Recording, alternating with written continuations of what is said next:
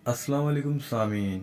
आज मैं आपसे बात करने लगा हूँ असली मोमिन किसे कहते हैं। आए जानते हैं। दीन इस्लाम की बुनियाद ईमानियत पर है। ईमानियत का पहला जुज़ इस बात को मानना है कि इस दुनिया में इंसान का एक खालिक और मालिक है जिसने हर शे को पैदा किया है। इंसान को तन्हा इसी माबूद की इबादत करनी चाहिए और इसी की पसंद की राह पर चलना चाहिए।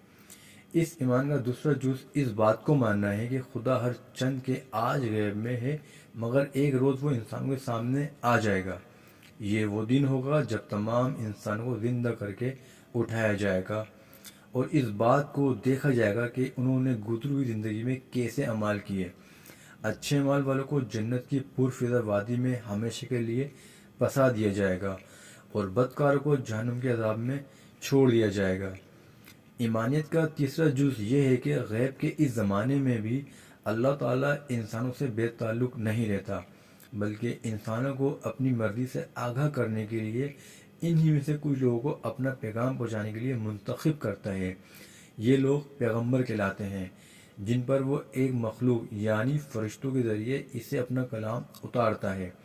फिर ये पैगंबर इस कलाम को लोगों के सामने पेश करते हैं ताकि लोग खुदा की मर्ज़ी जान सकें। यही वो बातें हैं जिन्हें तौहीद, आखरत, रिसालत, फरिश्ते और किताबों पर ईमान कहा जाता है।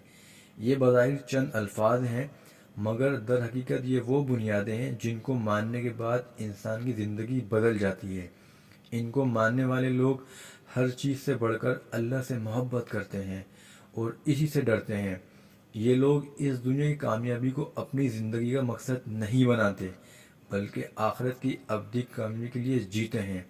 इन्हें मालूम होता है कि इनका एक एक अमल इनके रब की निगाह में है और इसके फरिश्ते इनका हर अमल रिकॉर्ड कर रहे हैं, जो एक रोज़ इनके सामने रख दिया जाएगा।